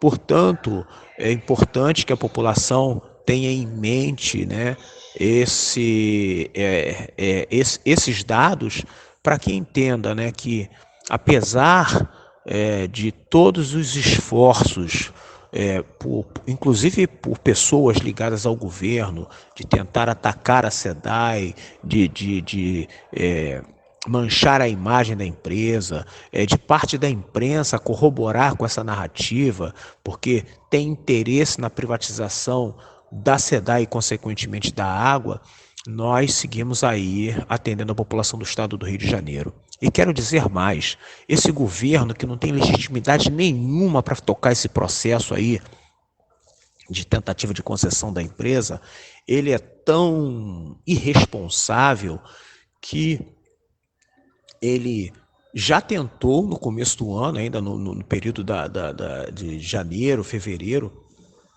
seduzir e ameaçar os prefeitos do interior para que eles aderissem ao processo de concessão da SEDAI. Esses prefeitos, orientados e esclarecidos pelas entidades sindicais, se recusaram a aderir, foram ameaçados com a possibilidade de ficarem sem recursos e, mais uma vez, agora, ainda nessa crise vivida pelo Estado do Rio de Janeiro, pelo governo executivo, pelo Poder Executivo do Estado do Rio de Janeiro, tem outra mensagem, outro e-mail oficial circulando nas prefeituras do interior, dizendo para que os prefeitos façam a adesão e aprovem leis que autorizem o governo do Estado a fazer a concessão da SEDAI para que eles possam aderir a esse projeto, malfadado projeto que o BNDES colocou na rua aí para tentar entregar a SEDAI nas mãos da iniciativa privada. Eu quero dizer aqui para os prefeitos e vereadores, para os pré-candidatos à prefeitura e à Câmara de Vereadores, que não se deixem seduzir nem se amedrontar por essas ameaças. Por quê? Porque a soberania do povo é mais importante.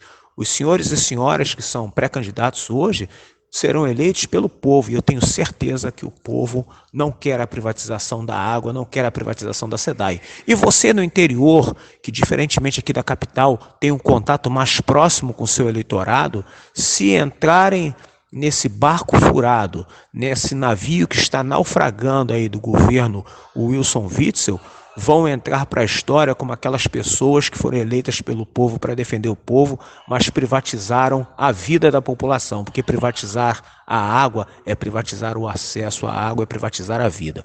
Portanto, não se permitam seduzir por essa narrativa do governo estadual, que se vocês não aderirem às concessões do governo estadual ao projeto do BNDES, vocês vão ficar sem dinheiro ou a SEDAI vai deixar de atendê-los, porque isso não vai acontecer. O governo do estado não pode abrir mão de continuar atendendo aos municípios, principalmente aos mais distantes, aos que têm menos recursos, com a empresa pública, que no caso é a SEDAI. Então vamos aí à luta, ombro a ombro, população, sociedade, movimentos sociais, todos os companheiros da SEDAI, servidores públicos, nós vivemos um momento muito difícil da história do Brasil, onde, além das privatizações de todas as nossas riquezas, as empresas públicas de saneamento, como a SEDAI, a Embasa, a CAESB, eles querem privatizar a Petrobras, a Eletrobras, ou seja, tudo aquilo que é patrimônio nacional, que gera riqueza para o Brasil, riqueza essa que reverte em ações sociais, sim, para todos nós, eles querem entregar. Não permitamos isso, companheiros e companheiras, e conclamo a todos aqui, para que no próximo dia 7 de setembro, no Grito dos Excluídos, aqueles que puderem se sentirem à vontade, compareçam ao Grito dos Excluídos no centro do Rio de Janeiro e também fortaleçam a luta e resistência contra as privatizações, a reforma administrativa que vai retirar direito dos servidores e contra a redução do Estado brasileiro. O Estado brasileiro não é inchado, como muitos ficam alardeando. Deixo aqui o meu apelo e quero aqui, se você me permite, Anderson, fazer uma ressalva importante. A importância do serviço público, do servidor público concursado, se reflete exatamente nessa triste manchete que nós vimos na imprensa na data de ontem, onde pessoas contratadas em cargos comissionados, ao invés de servirem ao público, estão servindo de milícia de um prefeito pastor, né? E querendo impedir o trabalho da imprensa de mostrar as contradições de um governo. Se o governo fosse decente, ele não se importaria em ter as contradições demonstradas. Ele estaria arregaçando mangas para resolver as contradições. Mas Marcelo Crivella, no Rio de Janeiro, trilha um caminho completamente diverso, contrata pessoas com dinheiro público para defender aí aquilo que não tem defesa. Portanto, defender o serviço público, defender o servidor público concursado, o empregado público concursado, é defender o direito de cada um e cada uma a ter acesso ao serviço público de qualidade. Ari Girota, muito obrigado por mais uma vez dialogar conosco aqui no programa. Eu desejo a você um ótimo dia de trabalho e um forte abraço. Eu é que agradeço, Anderson, deixo aqui o meu abraço ao Paulo, a Celeste e a todos os ouvintes do programa Faixa Livre e da Rádio Bandeirantes. Vamos em frente, nós temos um país para retomar nas mãos e recolocar nos trilhos do desenvolvimento, do crescimento, da justiça social e da fraternidade. Vamos varrer o ódio para a lata de lixo da história do Brasil e vamos aproveitar esse processo eleitoral que se avizinha para retirar os fascistas e todos aqueles retrógrados que tentam transformar o Brasil num país de terra arrasada. Vamos em frente, só a luta coletiva muda a vida. Conversamos aqui com o presidente do Sindicato dos Trabalhadores nas Indústrias de Purificação e Distribuição de Água e em Serviços de Esgoto de Niterói e Região, o Sindiágua RJ, Ari Girota. E vamos encerrando a edição de hoje do Faixa Livre. Lembrando a vocês que a partir da próxima segunda-feira, o Faixa Livre volta ao seu horário original, de 8 às 10 da manhã. A Rádio Bandeirantes nos cedeu mais uma hora na programação, então a partir de segunda-feira, Faixa Livre de segunda a sexta, de 8 às 10 da manhã. Um abraço a todos vocês e até amanhã!